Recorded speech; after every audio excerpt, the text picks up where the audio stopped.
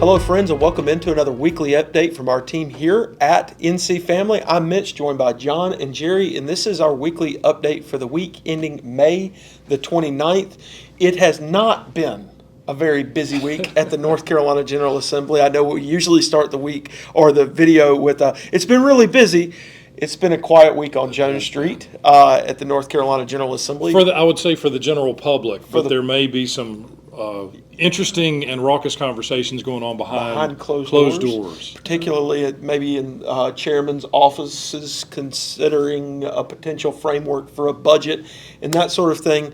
Much to see still on that, much to report. We don't have much yet.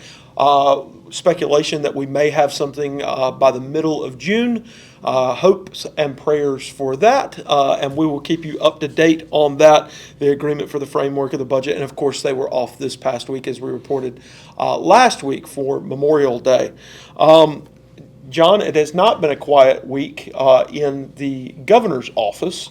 He issued a couple of executive orders, one in particular that we have been interested in, and you wrote an article on Executive Order number 37, establishing ethics guardrails regarding state employees' participation in predictive markets. Tell us what we need to know about this executive order in regard to those inside the executive branch of North Carolina government. Yeah, well, thanks, Mitch. I think the first important thing to do is to understand or define what prediction markets are. And according to the executive order, and I think it's a pretty clear definition, it says prediction markets are digital platforms that permit individuals to buy, sell, trade, or otherwise wager on the predicted occurrence, non-occurrence, timing, magnitude, or outcome of future events, including things like elections, sporting events, politics, global current events, and other public developments. So basically, these online predictive markets like Polymarket and Kalshi allow you to wager on just about anything. And the concern here, of course, is that in the instance of this executive order and the scope of the executive order, that state employees could use information that they gain as a result of their job, insider or not, let's not say insider information, but non-public information that's not available to the general public, and utilize that information to wager on platforms like these online predictive markets, and do so for self-gain or for the benefit of others. And so the executive order essentially prohibits state employees from using that kind of information that they gain from their jobs, non-public information, to inform wagers placed on predictive market platforms. And so, kudos to the governor for taking this step. We're hearing more and more about these online predictive markets. Again, the fact that you can bet on practically anything, and the concerns being raised by that,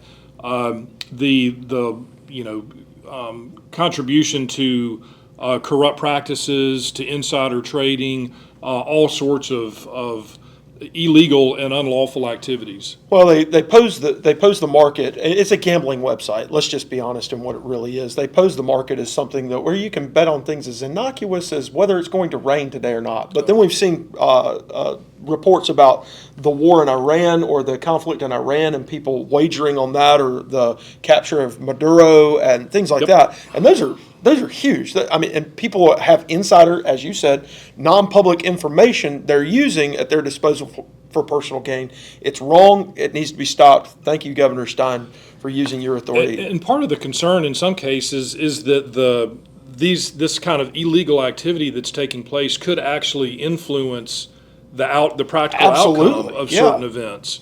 Probably not like the weather, but certainly other things. And it can give, in a military operation, it could give a heads up to the opponents on the other side, or things of that nature, so that they could have really harmful effects. Not only the impacts that we know after studying gambling and the ill effects of problem and pathological gambling on individuals, families, and communities.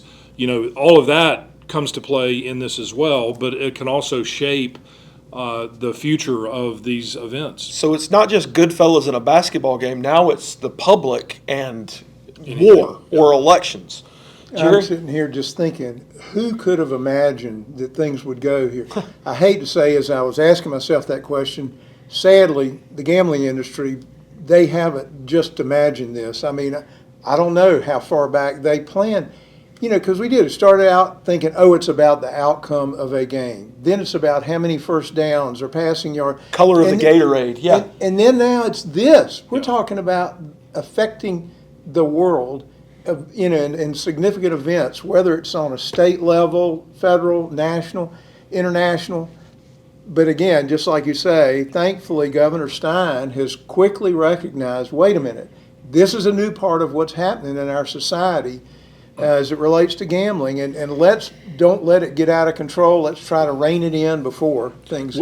Well, and Governor Stein's not the only one who's expressed concerns about this. There's a bill that's been filed in the North Carolina House, House Bill 1171, entitled Prohibit Gambling in Prediction Markets, which would essentially ban wagering on prediction markets across North Carolina. The bill, sponsored by Pricey Harrison, Marsha Morey, and Deb Butler, 3 members of the State House, that we work with often very closely in fighting gambling. We may not agree on a whole lot of other things, but we found common ground here. We have, and we're grateful for them in pursuing this bill, and we do hope that the legislature will take up this bill for consideration and pass it so that this is another form of gambling that is eliminated in North Carolina. Well, that would be excellent. And again, thank you to Governor Josh Stein for your executive order here and your authority on this matter. Jerry, I was okay in school. As you've learned, I'm not great at math. I think a C+ is not a great grade. Our friends at Them Before Us have put out a children's rights scorecard, and the state of North Carolina received a C+. There's an article linked below this video where you can learn more about not just the scorecard, but Them Before Us and our reporting on that. Jerry, what do we need to know about this C+ that the state of North Carolina received? Well, I'm like you. It got my attention the minute I saw this because we tend to think about the good and the positive in North Carolina. We keep hearing top place to live, work, do business. Of course. And then all of a sudden you go, wait a minute, maybe things are not where they need to be. And we in this know specific that issue, generally. yes. And our legislature has been in recent years taken some positive steps, parental rights, other things related to children.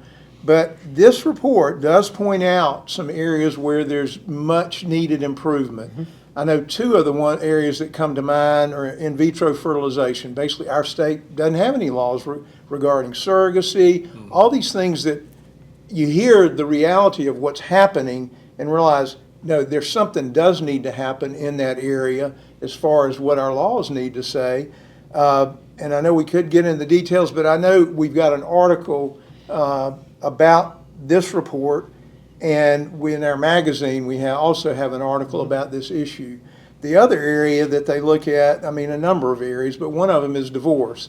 In North Carolina, I know I looked because I had forgotten that basically all states now have some form of no-fault divorce, which is sad. I know some of the people who were early on in that movement look back with regret, saying, what has this done to have people walk away from marriages where there could be a hope of reconciliation, or where with proper, one of the things they point out in this report, with proper training for parents about what does reconciliation look like. Do this early on so when people face difficult times, they can understand, 1, there is a path to try to work through differences, and number 2, the harm that comes to children as a result of divorce. That some states are very proactive about requiring that type of education for parents. That's another part of where North Carolina didn't grade as high. Again, I don't want to take consolation, and nationally we're kind of in the middle, but in the Southeast our numbers were at the bottom. So all that to say, we need to work on improving those areas, but also we do want to acknowledge the good that's happened with some of our laws in recent years. John, IVF, assistive reproductive technology, ART, it's the Wild West out there, and certainly there need to be guardrails and parameters set on that, some laws put in place. And I think North Carolina would do well to put some guardrails and laws in place to help the ethical boundaries of that and set that in place, and to set an ethical framework for using IVF, and of course, from a biblical worldview, and our organization continually working through that, what that looks like, and we'll continue to walk down that path. And share more about that. Yeah, and Mitch, I would encourage our viewers to read the article Yes. in the most recent edition of our magazine on the issue of in vitro fertilization. That'll be linked below the video here, but it's a very complex issue. Yes.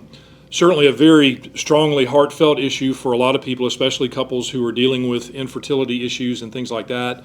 But as Jerry, as you said, it really is a completely unregulated, wide open industry that is a profit-driven industry in many respects.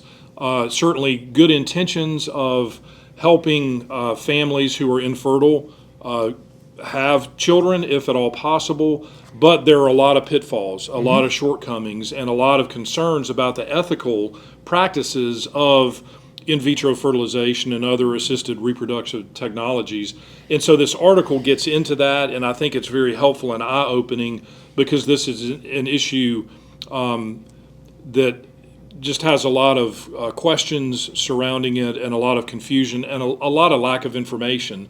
And so, again, we want to encourage you to take advantage of that article, inform yourself about it, understanding the ethical circumstances surrounding it, because it's critically important and something that we do need to address on the state level without a doubt. Absolutely. And there are some Christian couples out there who are going about it as best as possible through the best ethical means at their disposal. And we're grateful for those Christian couples that are Absolutely, yeah. choosing to do it that way according to their biblical worldview. So more on that, many more things to come in the weeks ahead as the General Assembly continues through the short session in the second year of the biennium. And we will be at the building every day that they are in session, ensuring that your values are cared for inside the North Carolina General Assembly. Well, gentlemen, great video this week. Thank you for watching our video. You can go to our website at ncfamily.org for more information about what's going on, not just here, but across the state of North Carolina. So on behalf of our entire team, thank you so much for watching another one of our weekly update videos. God bless you all.